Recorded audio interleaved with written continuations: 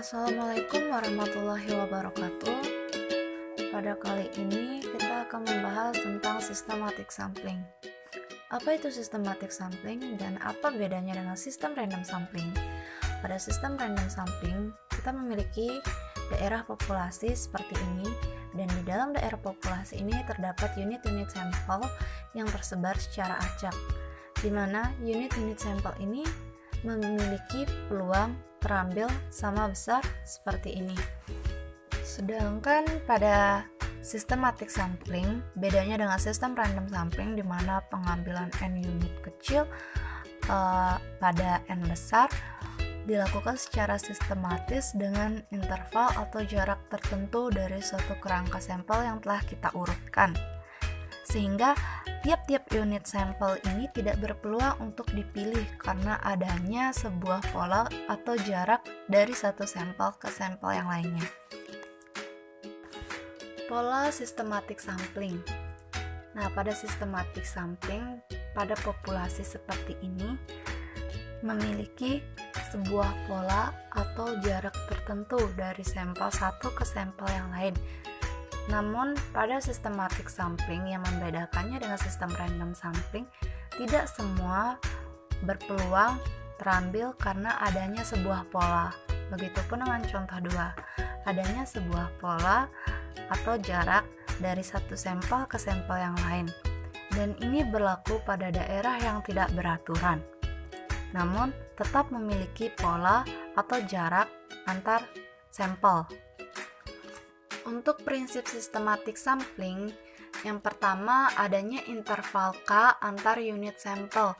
Nilai K ini dapat dicari dengan membagi n besar per n kecil atau populasi per sampel. Unit sampel pertama dipilih angka random atau angka acak. Bisa juga kita pilih dengan mulai awalan angka genap ataupun angka ganjil. Terdapat dua cara, yaitu linear systematic sampling dan circular systematic sampling. Unit sampel berikutnya ditentukan oleh interval atau K. Misalnya, terdapat 20 data berat badan dan diambil sampel sebanyak 5, lalu kita tentukan angka randomnya dimulai dari 2. Maka kita cari nilai K-nya. Nilai K-nya yaitu n besar per n kecil atau 20 per 5 sama dengan 4. Jadi, sampel terpilih untuk cara 1 yaitu antara 1 sampai K yaitu 2, 6, 10, 14, dan 18. Prosedur pemilihan sampel. Yang pertama, linear systematic sampling. Di antaranya, frame disusun menjadi daftar unit populasi yang terurut. Selanjutnya, menentukan interval sampling atau K. Selanjutnya, menentukan angka random pertama, R1 kurang dari sama dengan K. Selanjutnya lagi, sampel terpilih terdiri dari unit-unit ke R plus K, R plus 2K, sampai R plus N min K, N min 1K. Selanjutnya, jika N tidak sama dengan NK, jika N besar tidak sama dengan N kecil K, maka ambil K sebagai bilangan bulat yang paling dekat dengan N besar per N kecil. Selanjutnya yang kedua yaitu circular systematic sampling. Di antaranya yaitu memilih angka random pertama. Yang kedua, memilih setiap unit ke K dengan K merupakan bilangan bulat yang paling dekat dengan N besar per N kecil. Sampel terpilih terdiri dari unit-unit R plus JK jika R plus JK kurang dari sama dengan N besar. R plus 2K min N besar jika R plus JK lebih besar dari N besar. Contohnya, jika ada N besar sama dengan 15 dan N kecil sama dengan 6, maka K sama dengan 2,5. Dibulatkan menjadi 3. itu artinya R1 lebih besar dari sama dengan N besar, sehingga sampel yang terpilih dengan random start 3 adalah 3, 6, 9, 12, dan 15. Nah, perbandingan antara linear sistematik dan circular sistematik untuk N besar sama dengan N kecil kali K. Bisa kita lihat gambar. Jika diambil sampel dengan interval K sama dengan 2, maka kemungkinan sampelnya adalah 1, 1,3, dan 2,4. Kemudian yang circular sistematik, jika diambil sampel dengan interval K sama dengan 2, maka kemungkinan sampelnya adalah 1, 3, 2, 4. Nah, yang selanjutnya lagi perbandingan linear sistematik dan circular sistematik untuk N besar tidak sama dengan N kecil kali K. Untuk linear sistematik, kita bisa lihat gambar. Jika diambil sampel dengan interval K sama dengan 3, maka kemungkinan sampelnya adalah 1, 4, 2, 5, sama 3. Yang kemudian circular sistematik, kita lihat gambar. Jika diambil sampel dengan interval K sama dengan 3, maka kemungkinan sampelnya adalah 1, 4, 2, 5, 3, 1, 4, 2, 5, 3. Nah, di dalam mempelajari systematic sampling, ada yang namanya keuntungan dan kelemahan, di mana keuntungannya itu meliputi yang pertama, lebih cepat, murah, dan mudah pelaksanaannya. Yang kedua, memperkecil kesalahan pemilihan. Yang ketiga, pengambilan sampel tanpa harus menggunakan kerangka sampel. Yang keempat, sampel terbesar lebih merata. Sampel tersebar lebih merata, sehingga kemungkinan lebih representatif dan efisien. Kemudian kelemahannya antaranya penduga varian sulit diperoleh dari sampel sistematik tunggal. Yang kedua, diambilnya sampel yang mengikuti pola tertentu. Penyusunan yang tidak baik menghasilkan sampel yang tidak efisien. Pada tabel tersebut merupakan komposisi K systematic sampling, di mana tertera nomor sampel, nomor gugus sampel atau kelas,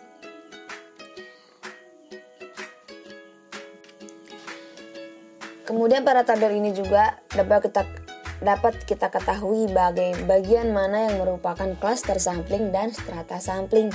Jadi pada tabel ini telah tertera jika nomor sampel 1, 2 sampai N dan nomor gugus sampel kelas 1 sampai K.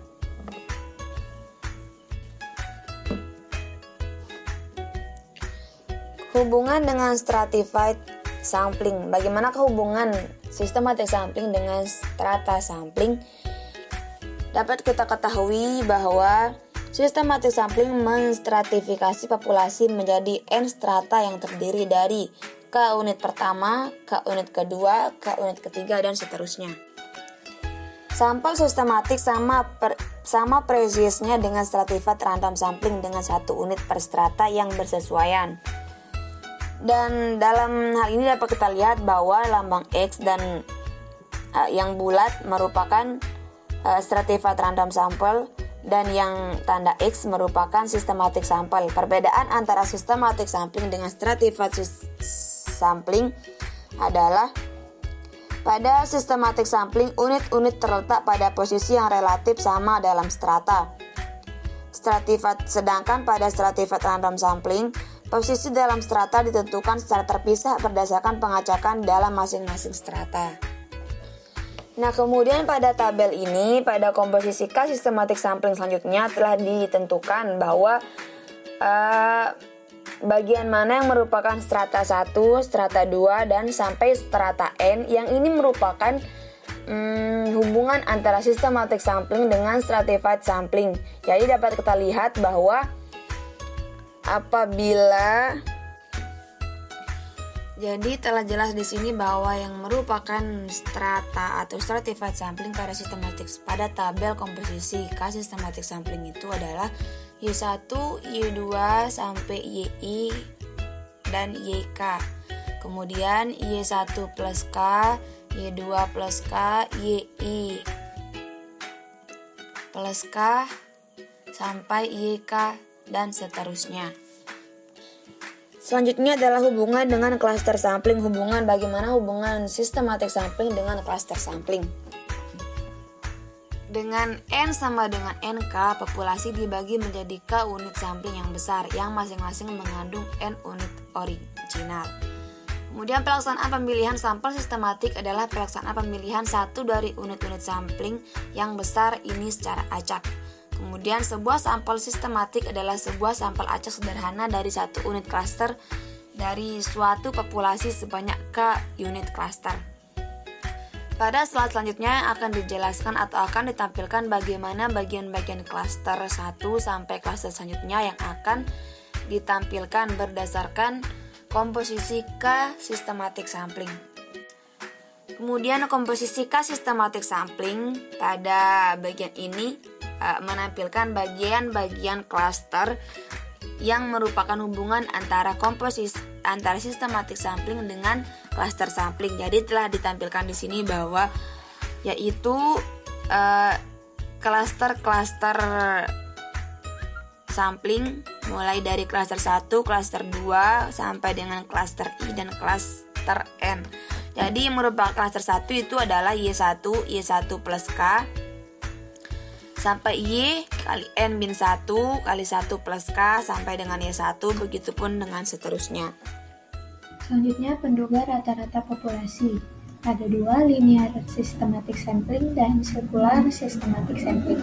Linear systematic sampling, jika N sama dengan NK, rata-rata sampel dari sebuah sampel sistematik merupakan penduga unbiased dari rata-rata populasi, di mana unbiased merupakan sebuah kondisi di mana nilai harapan dari estimator misal B sama dengan nilai sebenarnya dari B.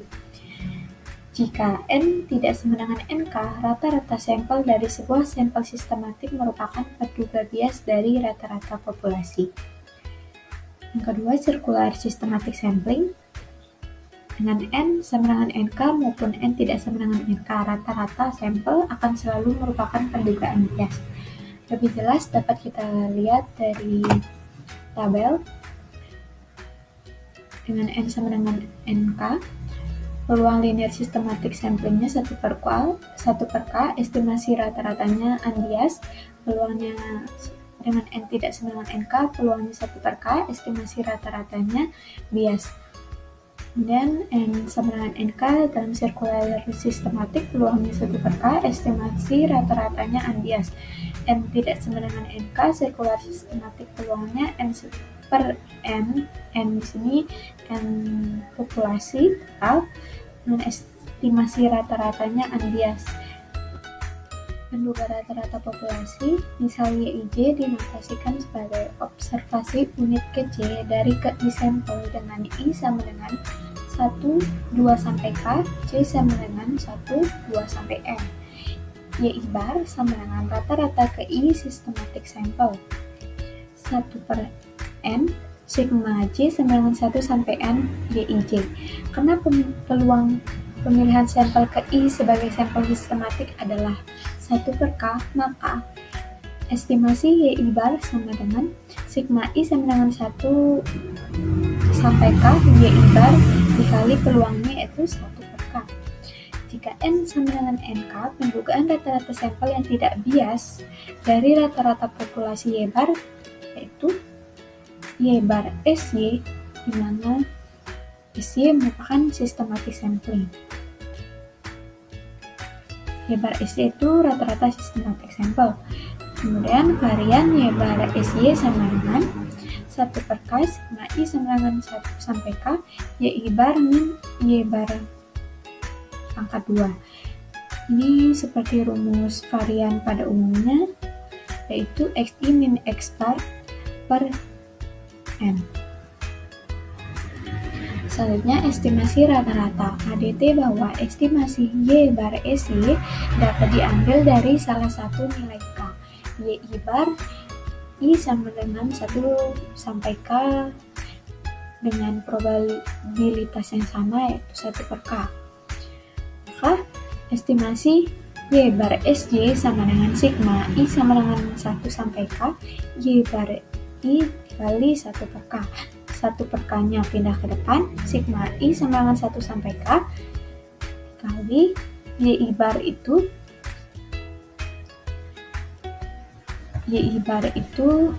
ini 1 per N, sigma J sama dengan 1 kali N YIJ. Ini kemudian N-nya dipindah 1 per NK, sigma I sama dengan 1 sampai K, sigma J sama dengan 1 sampai N YIJ. Karena N sama dengan NK, maka 1 per N, sigma I sama dengan 1 sampai K, sigma J sama dengan 1 sampai K YIJ. Karena ini merupakan total rata populasi, yaitu Y bar. Maka terbukti Y bar SY merupakan unbiased dari rata-rata populasi. Contoh, tunjukkan estimasi Y bar sistematik sama dengan sigma YI bar dikali 1 per K sama dengan Y bar. Y bar di sini yaitu rata-rata populasi dengan N, populasinya 4 dan N-nya sama dengan 2. K sama dengan N besar per N kecil, yaitu 4 per 2 sama dengan 2. Nilai K di sini kita gunakan untuk mencari sampel, yaitu kelipatan 2, 1, 3, dan 2, 4. Lebih jelas kita lihat dalam tabel, yaitu probabilitas masing-masingnya itu setengah-setengah. Rata-ratanya yaitu U1 plus U3 per 2, U2 plus U4 per 2. Estimasi Y bar SY sama dengan 1 per K, 1 per 2 dikali sigma YI barnya itu nilai dari U1 plus U3 per 2 nya yaitu Y1 plus Y3 per 2 ditambah Y2 plus Y4 per 2 sama dengan 1 per 4 Y1 tambah Y2 plus Y3 plus Y4 sama dengan Y bar. Bukti. Varians rata-rata sistematik sampel. Teorema 8.1 yaitu varians Y bar SY sama dengan N-1 per N S kuadrat min K N-1 per N S kuadrat WSY, di mana S kuadrat WSY sama dengan 1 per K N-1 sigma I sama dengan 1 sampai K, sigma J sama dengan 1 sampai N YIJ min YI bar pangkat 2 adalah varians di antara unit-unit yang berada dalam sampel sistematis yang sama. Bukti menggunakan identitas analisis varians, yaitu S kuadrat sama dengan sigma I sigma J YIJ min Y bar pangkat 2 per N-1. Ini kita pindah N-1 ini jadi itu dikurangin sama YI bar ditambah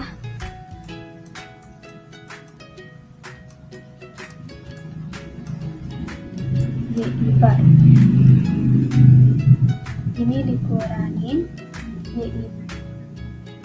Nah, kemudian dipecah N sigma I YI bar min Y bar pangkat 2 ditambah sigma I sigma J YIJ min YI pangkat 2. Varian Y bar SY itu sama dengan 1 per K sigma I sama dengan 1 sampai K YI bar min Y bar pangkat 2. Kemudian rumus yang ini N-1 S kuadrat ini YI bar min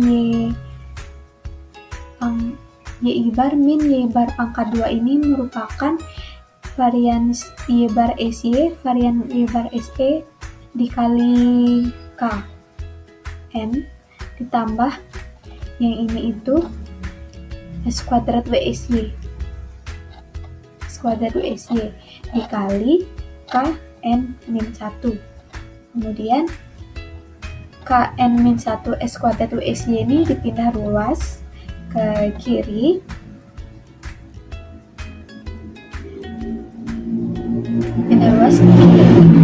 Kemudian varians Y bar SY itu dibagi dengan NK yaitu sama dengan N, yaitu N-1 per N S kuadrat min K N-1 per N S kuadrat WSY. Maka terbukti teorema 8.1. Nah, varians penduga rata-rata lebih jelas di sini, yaitu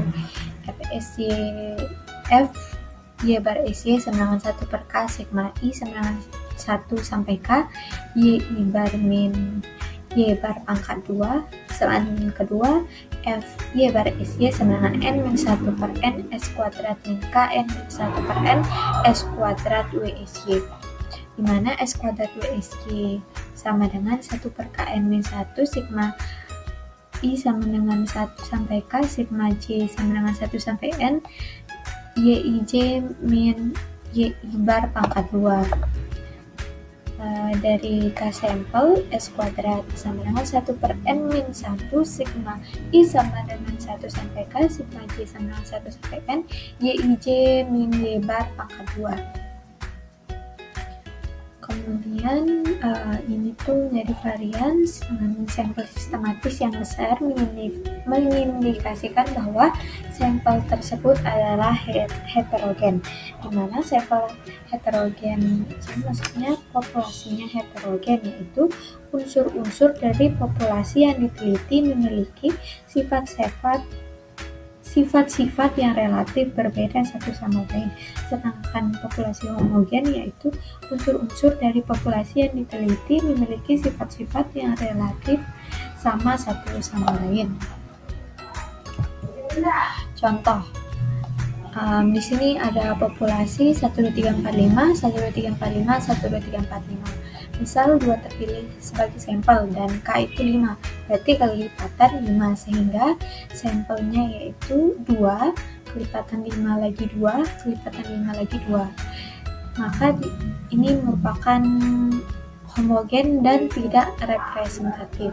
Varians within 0 dan sama dengan 0, maka varians Y bar SY akan besar. Bagaimana mengukur kehomogenan atau keheterogenan ini? Itu dengan interclass correlation coefficient. Interclass correlation coefficient yaitu ukuran yang menandakan tingkat kehomogenan dalam sebuah sampel sistematik di antara pasangan unit dalam sampel sistematik yang sama. Itu disimbolkan dengan rho sama dengan estimasi YIJ min Y bar dikali YIU min Y bar per estimasi YIJ min Y bar pangkat 2. Selanjutnya estimasi rata-rata varians. Teorema 8.2, varians Y bar SY sama dengan N-1 per N S kuadrat per N dikali 1 plus N-1 rho W, di mana rho W adalah koefisien korelasi antara pasangan unit yang berada dalam sampel sistematis yang sama. Rho W sama dengan estimasi YIJ min Y bar dikali YIU min Y bar per estimasi YIJ min Y bar kuadrat, di mana pembilangnya dirata-ratakan untuk semua K N-1 per 2 pasangan berbeda dan penjemputnya untuk semua N nilai YIJ. Karena penjemputnya adalah N-1 S kuadrat per N, maka diberikan rho W sama dengan 2 dikali N-1 dikali N-1 S pangkat 2 sigma I sama dengan 1 dikali sampai K sigma J kurang dari U YIJ min Y bar dikali YIU min Y bar. Digunakan rumus varian Y bar SY yaitu sigma I sama dengan 1 sampai K, Y bar min Y bar pangkat 2 dibagi K. K-nya pindah ke sini, ini sama-sama dikali N pangkat 2. Kemudian ini sama dengan I sama dengan 1, sigma I sama dengan 1 sampai K, YI1 min Y bar ditambah YI2 min Y bar tambah sampai YIN min Y bar pangkat 2. The square times amount to total sum of squares of division from Y bar that is 2 N min 1S kuadrat. Ini itu diberikan ini. N kuadrat K F Y bar SY sama dengan N min 1S kuadrat plus 2 sigma I sigma J kurang U YIJ kali YIU min Y bar. N min 1S kuadrat plus ini jadi N min 1 S kuadrat BW S kuadrat.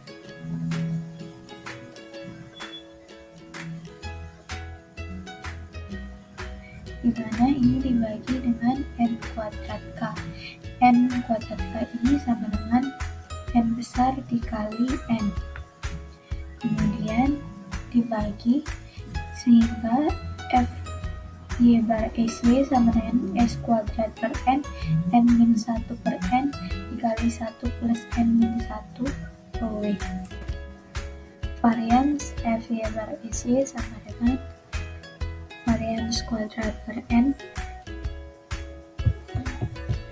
Varians Y bar SY sama dengan varians per N 1 plus N min 1 dikali rho dengan rho ukuran kehomogenan antar elemen-elemen dalam sampel sistematik.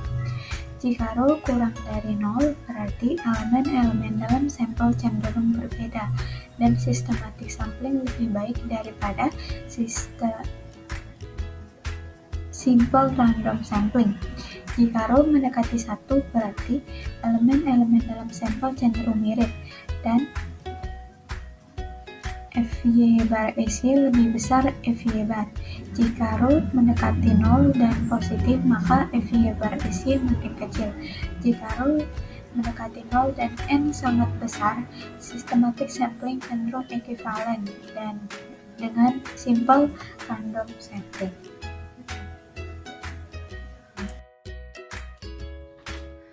Efisiensi. Nah, pada bagian efisiensi ini terdapat varians pada sistem random sampling dengan varians systematic sampling. Nah, dari kedua persamaan ini, kita bagi antara varian systematic sampling dengan sistem random sampling. Agar systematic sampling memiliki presisi yang sama dengan sistem random sampling, maka persamaannya harus sama dengan 1.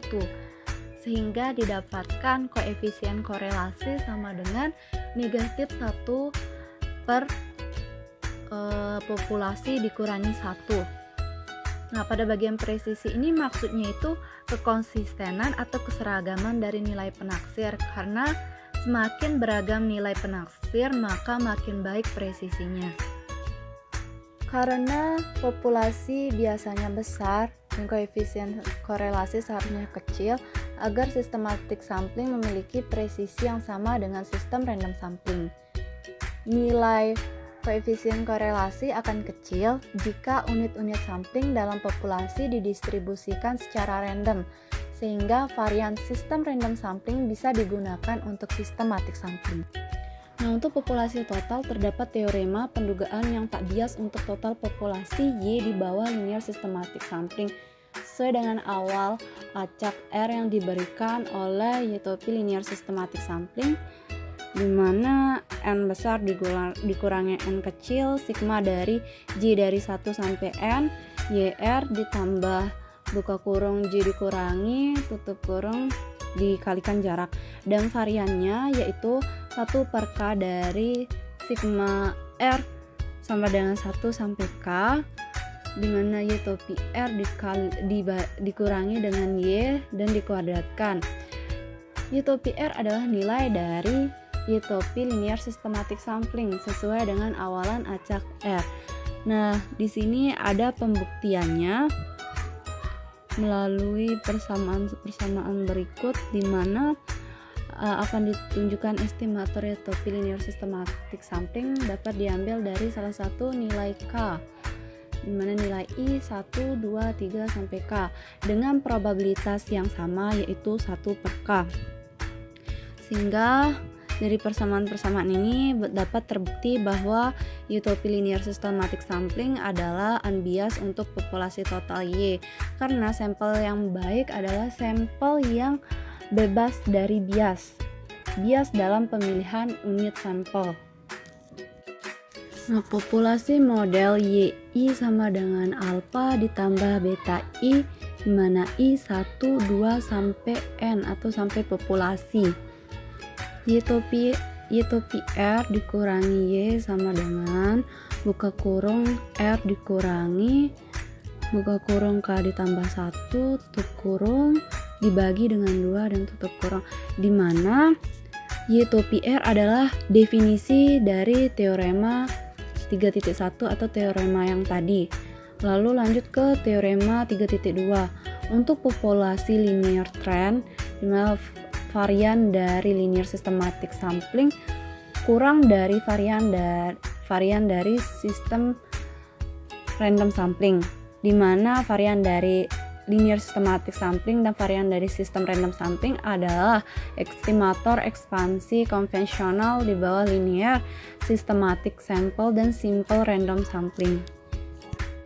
Nah, terdapat penjabaran rumus di mana Y topi sistem random sampling sama dengan N besar dikalikan dengan rata-rata sampel dari sistem random sampling sama dengan populasi 1 per sampel dari sigma J dari 1 sampai N kecil dikalikan Y1.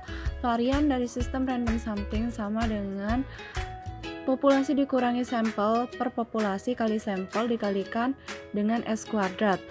Y topi varian dari Y topi sistem random sampling sama dengan varian buka kurung populasi dari rata-rata sistem random sampling sama dengan populasi yang dikuadratkan kali varian dengan rata-rata sampel dari sistem random sampling. Nah, didapatkanlah hasil populasi kuadrat dikalikan dengan populasi dikurangi dengan sampel per populasi dikalikan dengan S kuadrat per N kecil. Contoh, misalkan populasi terdiri dari 9 unit, yaitu 1, 2, 3, 4, 5, 6, 7, 8, 9. Diambil sampel dengan ukuran 3. Secara sistematis, hitunglah rata-rata dan variansnya. Ada beberapa kemungkinan ketika kita menggunakan sistematik, yaitu untuk nilai N1, kita mulai dari angka 1 yang terdiri dari 1, 4, 7, N2, 2, 5, 8, N3, 3, 6, 9. Nah, pada tabel ini terdiri dari rata-rata setiap N, lalu rata-rata keseluruhannya. Nah, rata-rata untuk N1 4, rata-rata untuk N2 5, rata-rata N3 6. Nah, rata-rata dari N1, N2, N3 yaitu 5. Untuk mencari rata-rata dan varian, kita memiliki 3 cara. Nah, untuk cara pertama, kita hanya memanfaatkan beberapa informasi, yaitu jarak, rata-rata dari tiap N, dan rata-rata populasinya. Dimana rumusnya itu varian sama dengan 1 per K sigma I dari 1 sampai K buka kurung rata-rata dari setiap N dikurangi dengan rata-rata populasinya dan lalu dikuadratkan. Hasilnya 1 per 3. Nah, 3 ini didapatkan dari populasi per banyak sampel yang diambil. Nah, populasinya ke 9 dan sampel yang diambilnya 3. Lalu 4, 5, 6 ini merupakan rata-rata dari setiap N-nya yang ada pada tabel di atas. Dan 5 ini merupakan rata-rata dari populasi. Lalu kita kurangi di mana kita kurangi rata-rata dari sampel dikurangi rata-rata dari populasi lalu dikuadratkan, sehingga kita mendapatkan nilai 2/3. Begitupun dengan cara 2, hasilnya akan 2/3. Namun pada cara 2 ini menggunakan rumus varian sama dengan n besar dikurangi 1 per n besar dikalikan s kuadrat dikurangi k buka kurung n kecil dikurangi 1 tutup kurung dibagi dengan populasi atau n besar, di mana SWSY-nya dikuadratkan sehingga didapatkan hasil 2/3. Namun pada cara 2 ini kita mencari SWSY-nya dengan rumus ini dan hasilnya 54/6, dan untuk S kuadratnya dengan rumus ini dan hasilnya 60/8. Lalu kita masukkan ke rumus variannya. Nah, untuk cara ketiga, penduga rata-ratanya menggunakan formula seperti ini.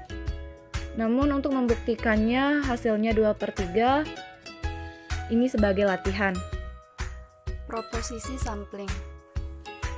Seorang peneliti seringkali ingin menggunakan data dari suatu sampel sistematis untuk memperkirakan suatu proporsi atau disimbolkan dengan P. Misalnya, ingin memperkirakan proporsi si para ibu rumah tangga yang menyukai sabun merek X.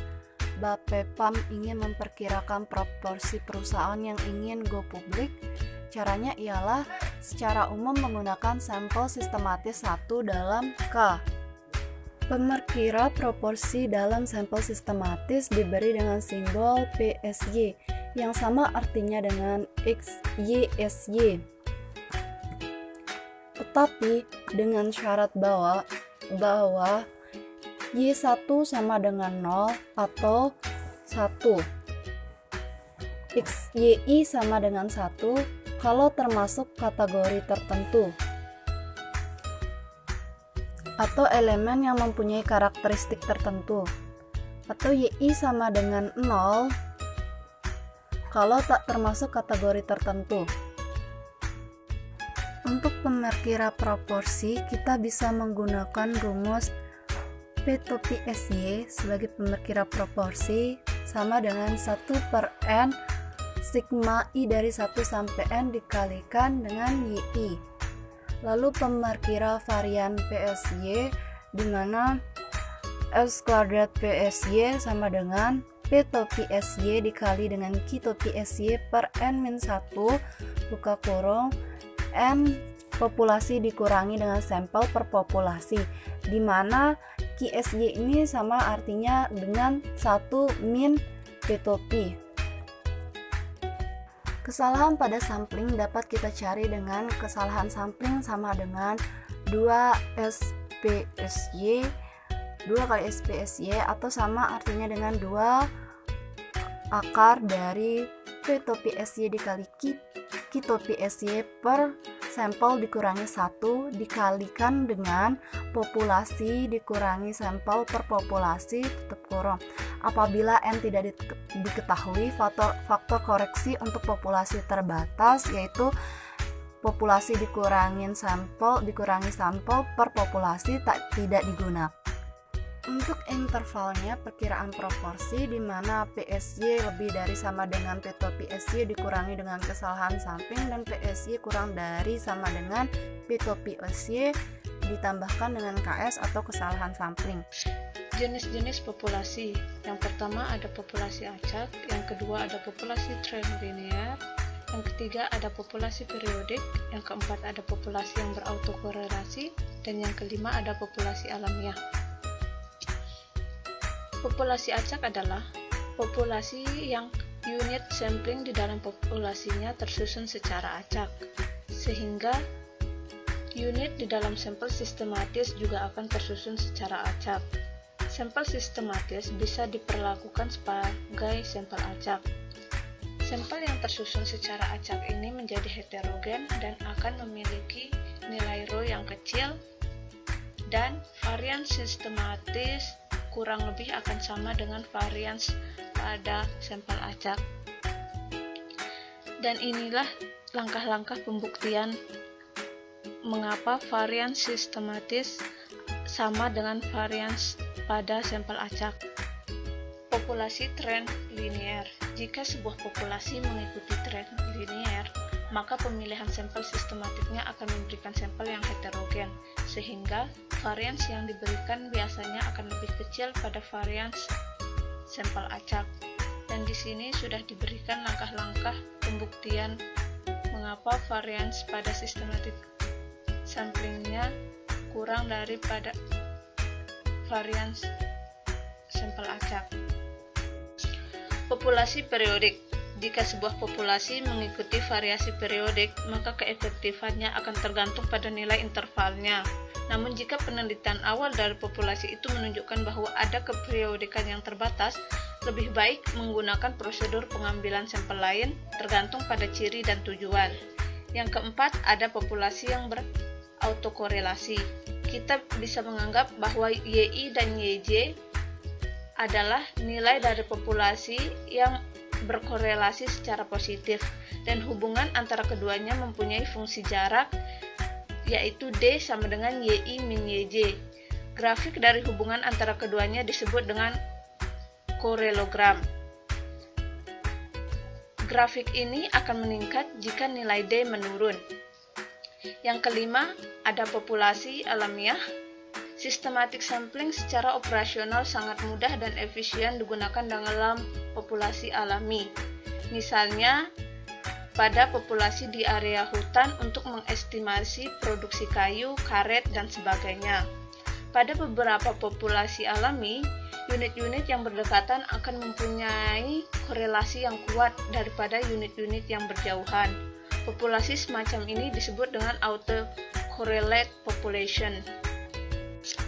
Model-model dalam systematic sampling ada 4. Yang pertama ada simple random model, yang kedua ada stratified random model, yang ketiga ada paired selection model, yang keempat ada successive difference model.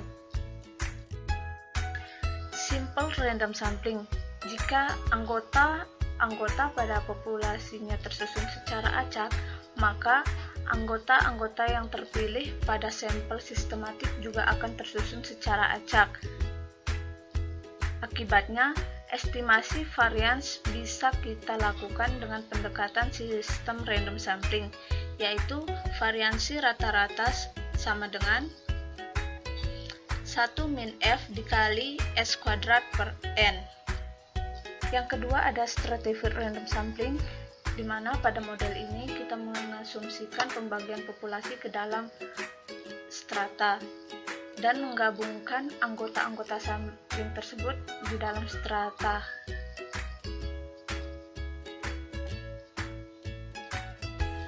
Pengambilan sampelnya harus dilakukan dengan meneliti ciri-ciri pada daftar populasi, bukan pada daftar sampelnya, untuk menentukan strata yang dibuat. Sehingga untuk mencari variansi sampling sistematiknya bisa kita dekati dengan rumus varians proportional stratified sampling, yaitu variansi rata-rata sama dengan sigma NH per N kuadrat dengan H sama dengan 1 sampai L dikalikan dengan 1 min FH dikali SH kuadrat per NH. Yang ketiga ada paired selection model atau PSM. Pada model ini diadakan modifikasi pada penarikan sampel, yaitu dengan mengambil dua angka random secara berpasangan sebagai angka random pertama dan dengan interval K aksen sama dengan 2K. Untuk menghitung variansnya, jika N-nya genap, maka variansnya adalah 1 min F per N kuadrat dikalikan dengan sigma Y2I min Y2I min 1 kuadrat dengan I sama dengan 1 sampai dengan N per 2. Jika N-nya ganjil, kita pilih salah satu unitnya secara acak dan menggunakannya 2 kali, sehingga rumus variansinya adalah 1 min F per N2M dikali dengan sigma Y2I min Y2I min 1 kuadrat dengan I sama dengan 1 sampai dengan N per 2. Yang keempat ada successive difference model, di mana metode ini menggunakan semua successive difference, yaitu sebanyak N-1 successive difference, sehingga perhitungan dengan metode ini akan memperoleh nilai variance yang cenderung meningkat. Dengan rumus variance sama dengan 1 min F per 2N dikali N-1 dikali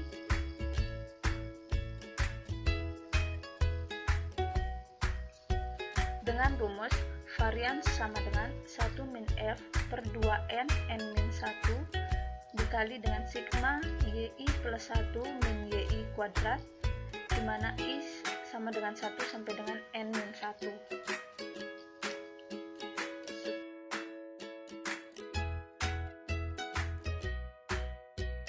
Latihan. Untuk latihan nomor 1 yaitu penggunaan cara ketiga untuk mencari varian dan rata-rata pada contoh soal di atas.